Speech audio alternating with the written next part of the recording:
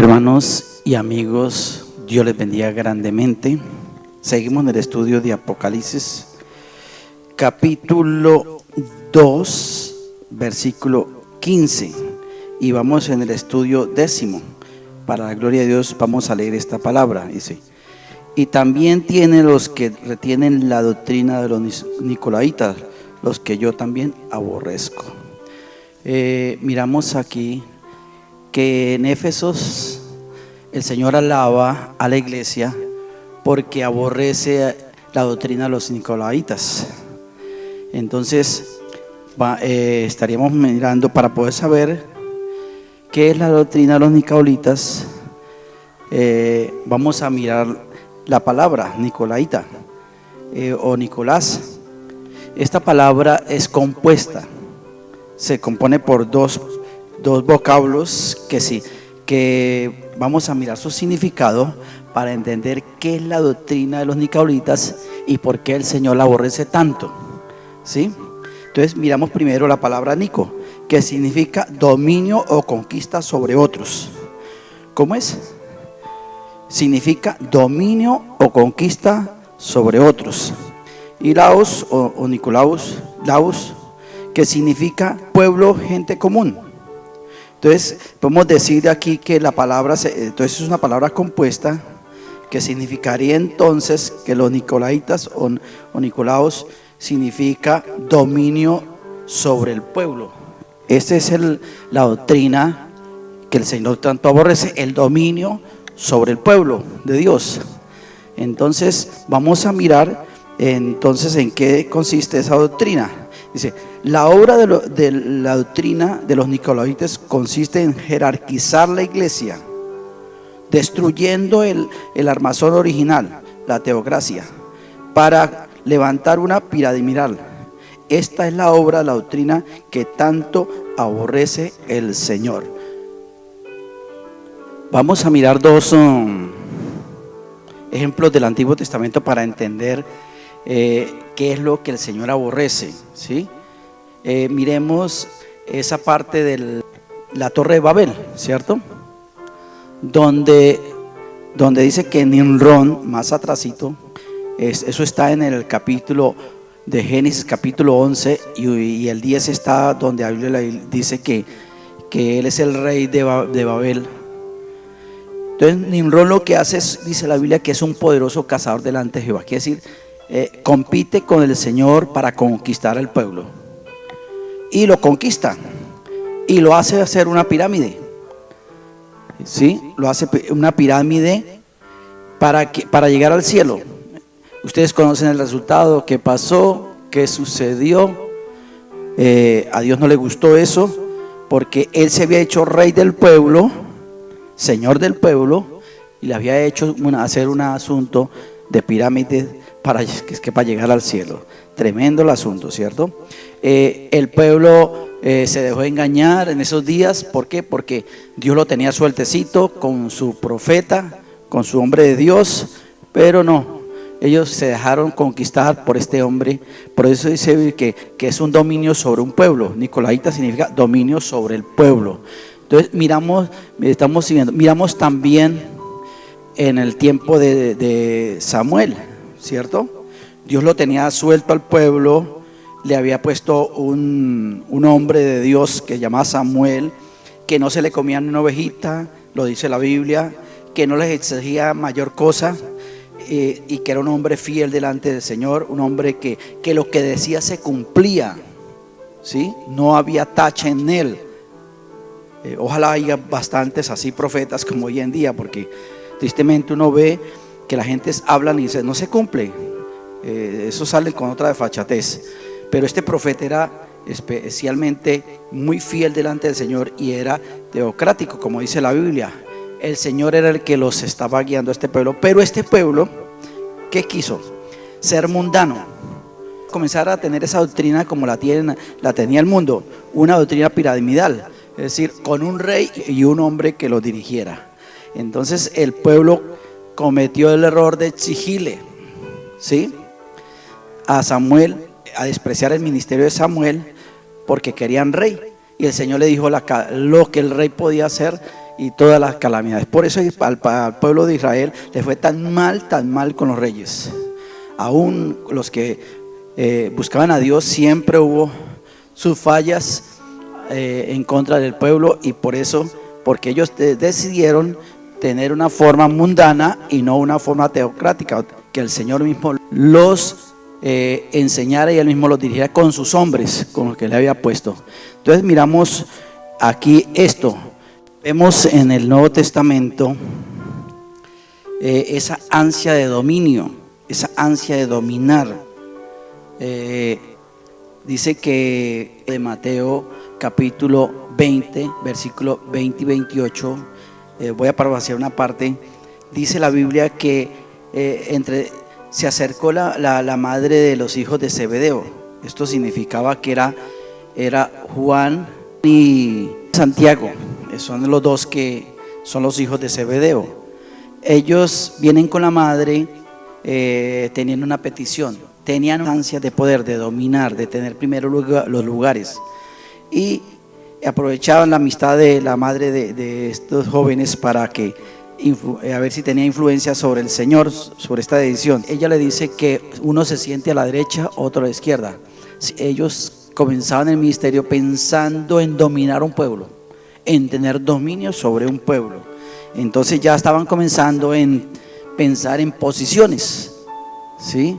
Entonces vemos esta parte del 25, que entonces Jesús los llamó diciendo: sabed que los gobernantes de las naciones se enseñorean de ellos, y los que son grandes ejercen sobre ellos potestad. Mas entre vosotros no serás así, sino que el que quiera hacerse grande entre vosotros seré vuestro servidor, y el que quiera ser el primero entre vosotros será vuestro servidor.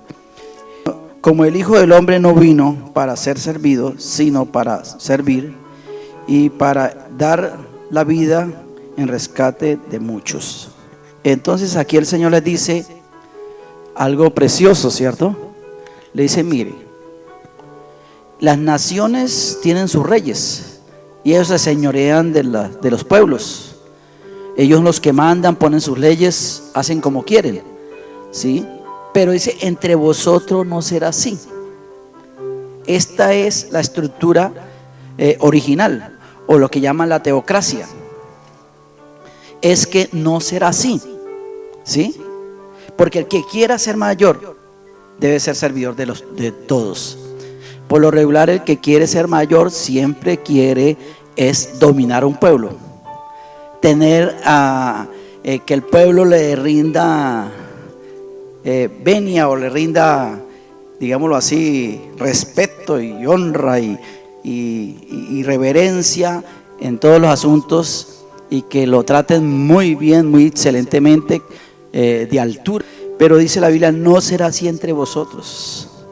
Hermanos, si el Señor te ha llamado para servir en un puesto alto, en un puesto principal, es para que trabaje.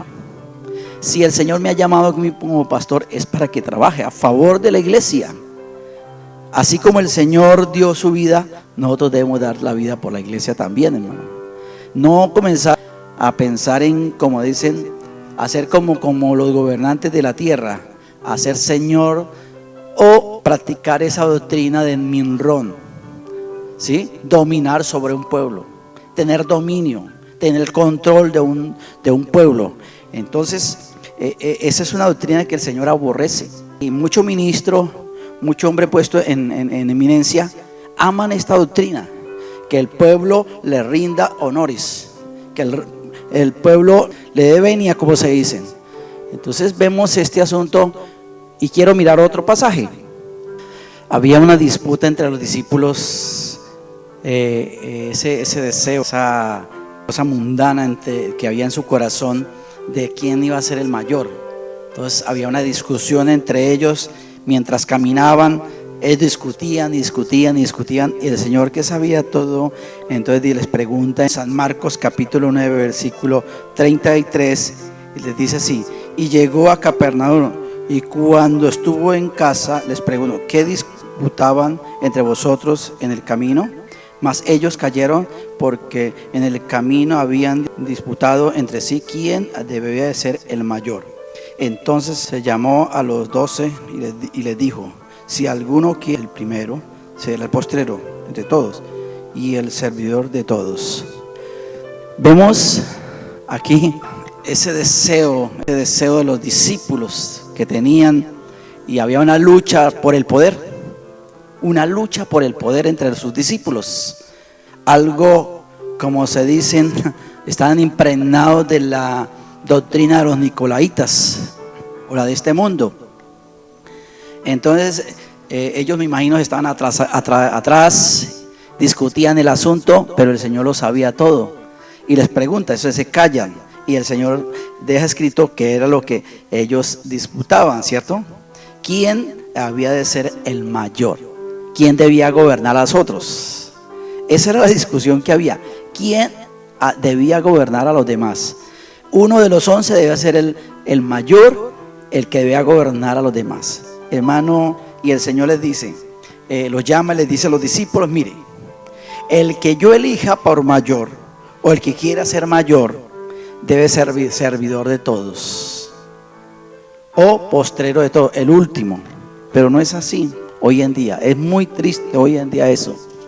A alguien se le da un cargo y quiere gobernar sobre los que le han puesto, y mejor dicho, se vuelve, como decimos nosotros, el mico y el mono, ¿sí?